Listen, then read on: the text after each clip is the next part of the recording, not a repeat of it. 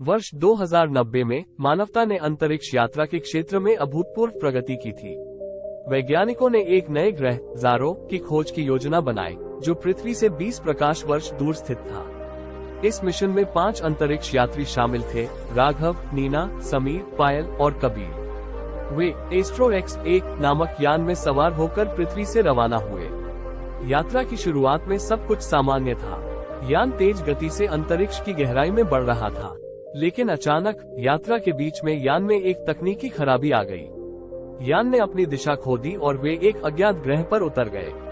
इस अज्ञात ग्रह का वातावरण और वायुमंडल पृथ्वी से बहुत अलग थे। चारों ओर अजीबोगरीब पेड़ पौधे और जीव जंतु थे।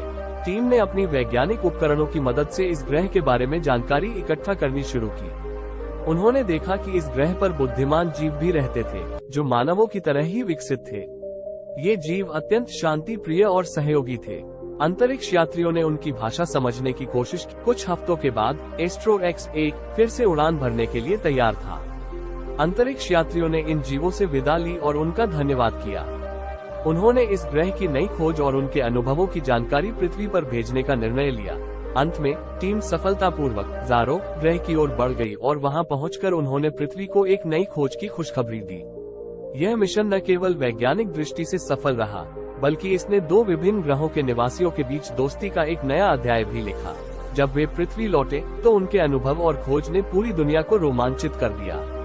एस्ट्रो X-1 मिशन ने ये सिद्ध कर दिया कि अंतरिक्ष के अनंत विस्तार में कई रहस्य छिपे हैं और मानवता की खोज यात्रा ने सिर्फ एक नया मोड़ लिया है।